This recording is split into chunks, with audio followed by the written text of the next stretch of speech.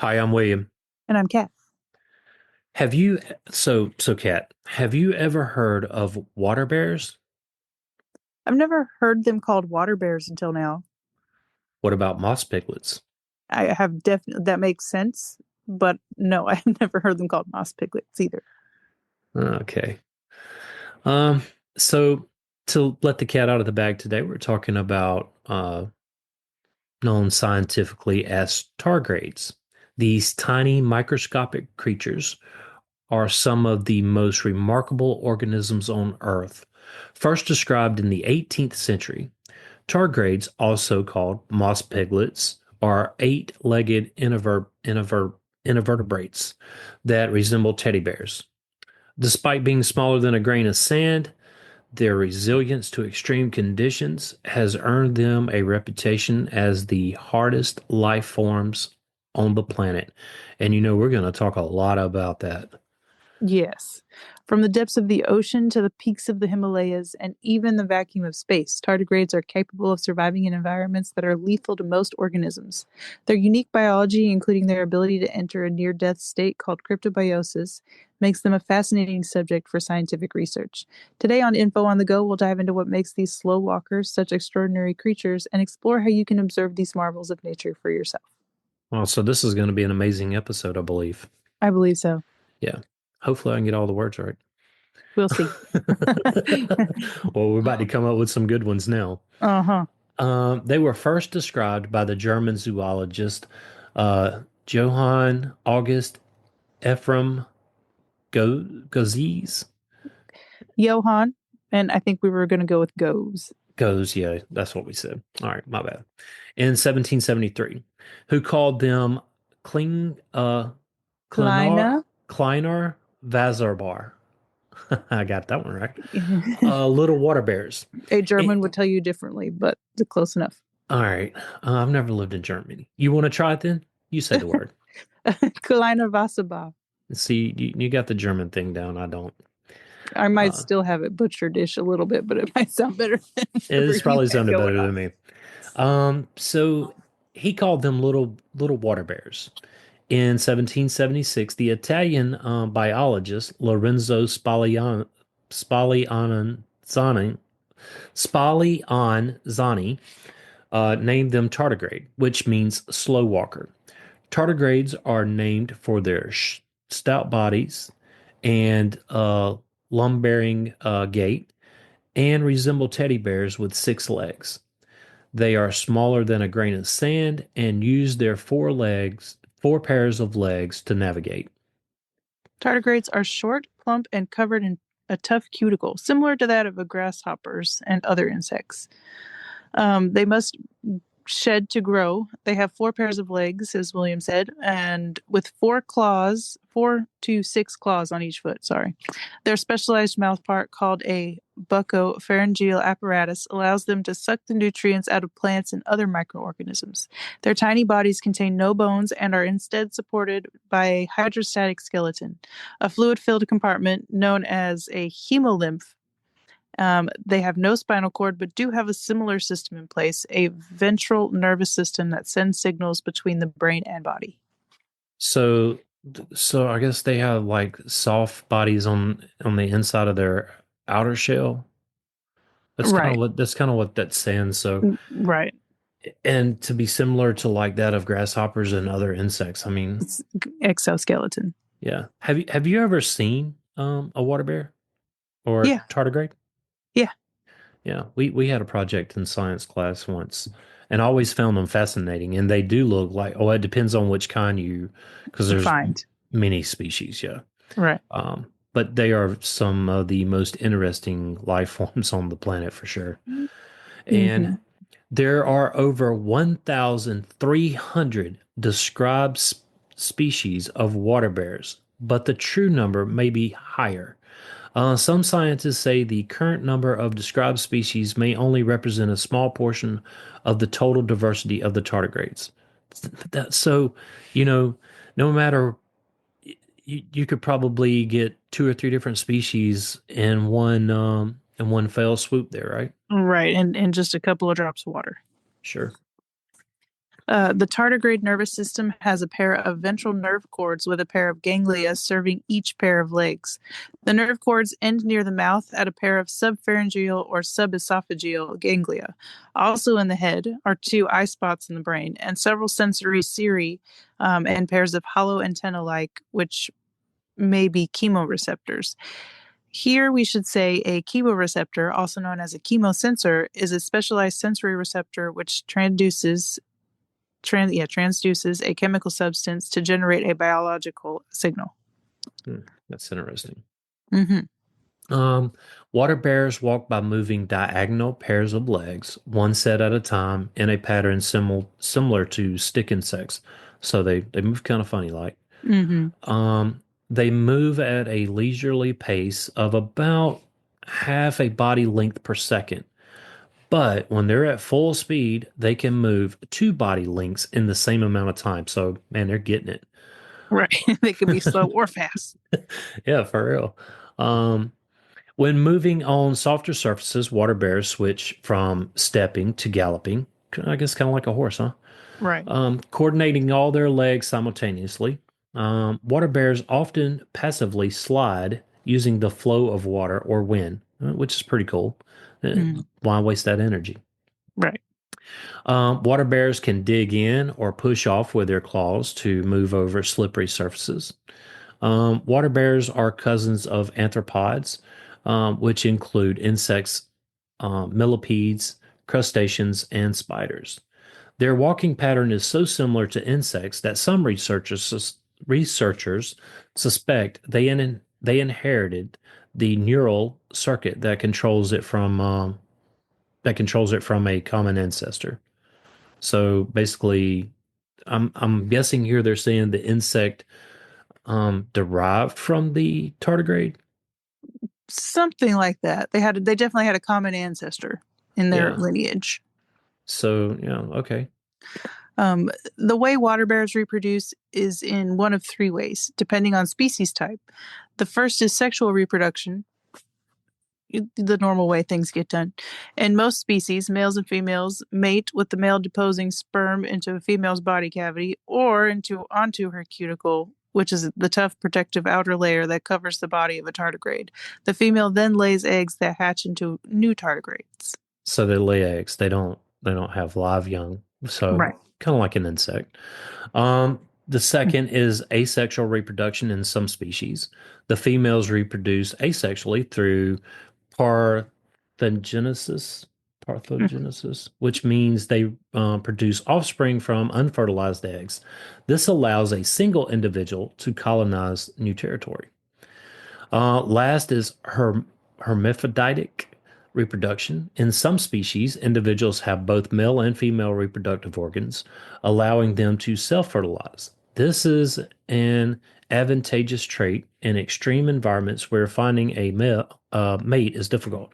So, I mean, not only are they tough, they can withstand just about any kind of, like they can reproduce in any kind of environment, Right. Right.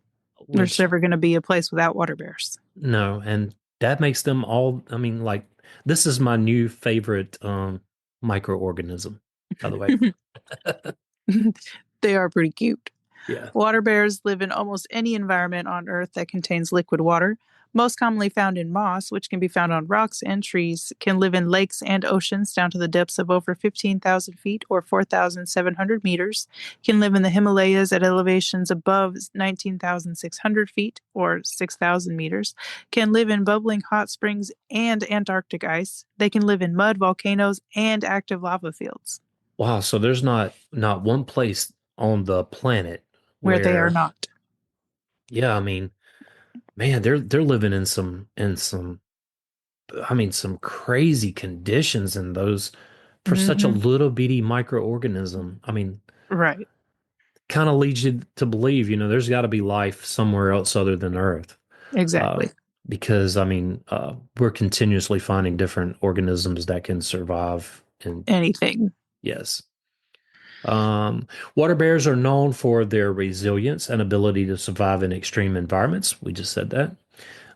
They are semi-aquatic and can survive in both watery and terrestrial environments. They are also capable of surviving in the vacuum of space. So that makes them that makes them one of the few creatures that can do that we know of. Right. Water bears can survive crushing pressures of up to 1.14 gigapascals, which is equivalent to a shock pressure from an impact around 900 meters per second. This is significantly higher than the pressure found in the deepest parts of the ocean. They can withstand pressures many times greater than what most life forms can handle. This is a very diverse microorganism. It's a tough microorganism. Yeah, I mean, so I guess when they're sending probes out into space and stuff like that, they really got to be careful not to send a tardigrade or a water bear because Right. we could contaminate. Right. They have a survival mechanism that, when exposed to extreme conditions, tardigrades enter a state of cryptobiosis, where their metabolism slows down drastically, allowing them to endure harsh environments. Water bears are important to science because their extreme resilience to harsh conditions like extreme temperatures, radiation, dehydration, and pressures, which allows researchers to study their unique survival mechanisms and potentially apply that knowledge to fields like medicine, agriculture, and astrobiology, potentially leading to new ways to preserve biological materials or develop organisms that can withstand extreme environments like space travel. Essentially, they serve as a model organism for understanding the limits of life on Earth and beyond. What did you call that Cryptobiosis. cryptobiosis? So basically what you're saying is scientists are looking at ways that they could possibly put humans in cryptobiosis for space travel. It's possible. Um, I don't I know if there's any studies currently going on about it, but yeah, I think that was kind of the move. yeah. I mean, and that is cool that they can do that. Right. Um, the lifespan of water bears have short lifespans when they are active, but can survive for much longer in cryptobiosis. When active, water bears typically live for a few months, up to 2.5 years. When in their cryptobiosis state, this is when conditions are unfavorable. They enter this state where they can survive for years or decades. So, man, that's crazy that they can do that. Right. They slow down their metabolism, as Kat has mentioned. Reduce their need for oxygen. They rid their cells of water almost completely. Essentially, they mimic death. During this state, they curl up into a ball called a ton. How do they revive themselves? Well, when they're re-exposed to water, they can come back to life in just a few hours. That's crazy. Yeah, so they rid themselves of, I guess that's how they do it first. They rid themselves of the water, most of the water. They still got to have some to live. And Right. then they enter that state. And, you know, that, that is, that is crazy that they can mimic death like that. And then to live for decades in that state. Like, Right. you Right. know, they bring a whole new meaning to the term rehydrate. Um, this whole reminds me of, so Casey listened to a book series, and it's now a Netflix series. So if anybody watched, oh, I can't remember the name of it now, so I guess it won't be too many spoilers just yet. But these people are on a different planet, and they are able to basically dehydrate themselves and stay alive that way because they have three suns around their planet, and they're trying to figure out how to survive three suns. I have to check that out. When you find out the name, let me know. I shall. Studying how tardigrades protect their cellular components during extreme conditions could lead to new ways to preserve human cells, tissues, or even develop more resilient crops. Due to their ability to survive in space, tardigrades are valuable for studying studying the potential for life on other planets and the possibility of panspermia, which is the theory of life traveling through space. That's a strange name for Yeah, that, but that is okay. a very strange name for that. Yeah, all right. Tardigrades or water bears can be used as indicators of environmental health because their presence or absence in a habitat can reflect the level of pollution. I guess I kind of spoiled your whole jam there when I started talking about, using them to study for life on space in outer space That's or okay. space travel. Right. Uh, That's all right. It'll all be right, all right. good deal. Water bears are sensitive to air and water pollution, as Kat just said, so they can be used as indicators of water or air quality. In air pollution, the number of water bear species and specimens decreases as heavy metal contaminants increase. Higher concentrations of comodian and Cadmium, cadmium and cadmium, what is the other one? And chromadmium, chromium. chromium Hmm. are particularly damaging. In urban environments, water bear's diversity is generally lower than that of rural areas. However, it's a contradicting statement here. Some studies have found that water bears in urban areas are as abundant or more abundant than that in rural areas. Water bears are good indicators of water and air quality because they eat algae, moss, and other small plants, meaning a significant change in the tardigrade population or water bear population can signal a decline in environmental quality due to the contamination in their food source. So Mm. if they're abundant, the pollution is, I guess, at a lower level. And I guess if pollution is at a higher level, you're going to find less um, tardigrades are going to be less available, I guess it depends on what is polluting the water. or the air. Yeah. Okay. I guess if they had a decline in algae, because algae is a living organism as well. So if the air or water pollution killed the algae off, it would definitely, Kill off some tardigrades, right? yeah, because they wouldn't be able to eat. I guess that's their weakness, huh? Right, right. Everything's got to eat. Yeah. Water bears are extraordinary microscopic organisms celebrated for their unmatched resilience and ability to thrive in environments that would be lethal to most life forms. Whether enduring crushing pressures, extreme temperatures, intense radiation, or the vacuum of space, their survival mechanisms push the boundaries of what life can endure. Their remarkable adaptivity had adapt adaptability, goodness, highlights their importance as subjects for studying the potential for life beyond Earth and for developing technologies to preserve biological materials in extreme conditions. I'm not the only one who gets tripped up. Look here, I read it better in my head. And my brain moves faster than my mouth. And Yeah, sometimes my mouth is like trying to like do something and my brain is like, wait a minute, that's not right. right. Um, I get that. or vice versa. Sometimes my brain is slower than my mouth. That's what my dad would tell you anyway. Oh, but you got in trouble for it sometimes too. Oh yeah, my mouth is well, I mean, you've seen it in action. Uh huh. Um Yes, sometimes you put your foot right in it too. beyond their scientific sacrifice, you saw how I just went on and went by that, right? Uh huh. All right. Beyond their scientific sacrifice, tardigrades, Significance. Lord of mercy, beyond their scientific significance, tardigrades or water bears play a vital role as indicators of environmental health, reflecting changes in air and water quality. They serve as a reminder of the intricate connections between organisms and their ecosystems. The opportunity to observe these water bears under a microscope is a chance to marvel at their uh, intricate design and behaviors, fostering a deeper appreciation for the hidden wonders of the natural world. I'm all tangled up now. I mean, for real. Tardigrades or water bears exemplify how even the smallest creatures can have an outsized impact on our understanding of life in the universe. Now we have a fun project. If a project for you, it says if you, but now we have a fun project for you. It is going to require a few things. You can see water bears with a magnifying glass, but a microscope is usually needed to see them clearly. With a magnifying glass, some large water bears can be seen with a hand lens.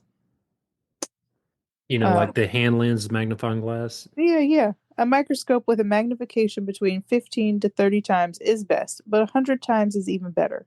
You can start with the lowest power and switch to a higher power to get a closer look. Digital microscopes are not suitable for looking at tardigrades. So, if you find the bigger tardigrades, you can use a magnifying glass, but a microscope is by all Your means, surefire way. yeah. And we're going to tell you a little bit how to do this. You can collect tardigrades or water bears no matter where you live in the world. They're there.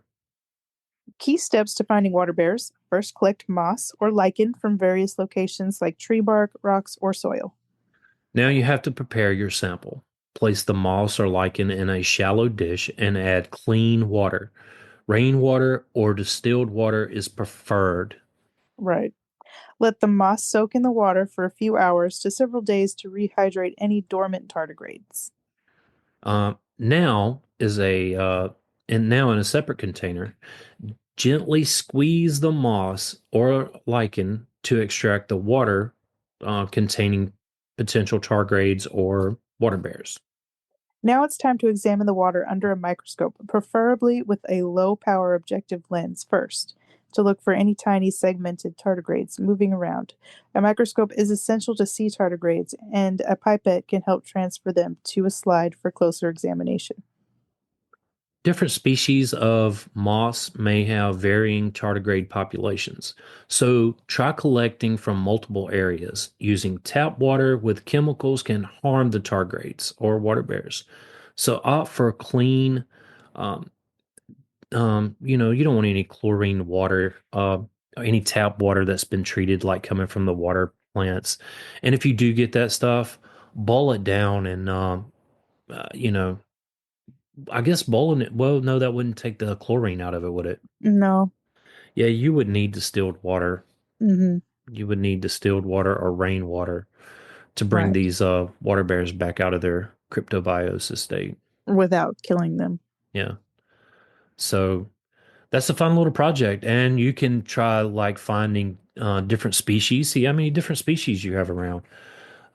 I think that would be a fun project for some, like middle schoolers.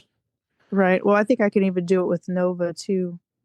Well, Um, get them out from in front of the TV because when I mean, I remember when I first saw them and I think I was in middle school because we dissected a frog that year too. ah, Yeah, you missed all that, didn't you? I did a baby shark Uh, baby shark, and baby a cat. shark, baby shark. What is it? Daddy shark, mama shark. A grandpa and grandma shark, yeah. But I mean, water bears are really a unique life form here on Earth. I mean, they can basically live anywhere. Anywhere, any environment you could think of, they probably are there. Well, I mean, yeah. It makes me So want to collect different water bears just to see the different kinds of species. yeah, so I had a segment in here for that, but with 1,300 different, well, and possibly more than 1,300 different species, Right, you can definitely find all kinds. I mean, if you looked around like the city and then you looked around in like the woods or like around your house, right. your subdivision, no matter where on earth you are listening to this podcast, You got you tardigrades. absolutely. And they are the cutest little things ever. William and I want to thank you for listening. Yes, thank you. Join the Facebook group at Info on the Go, Share your ideas with us. or ask us a question. Subscribe and follow wherever you get your podcast. Send us a text using the link in the show notes or leave a review. Email us at Infoonthegopodcast@gmail.com. till next time. Stay curious.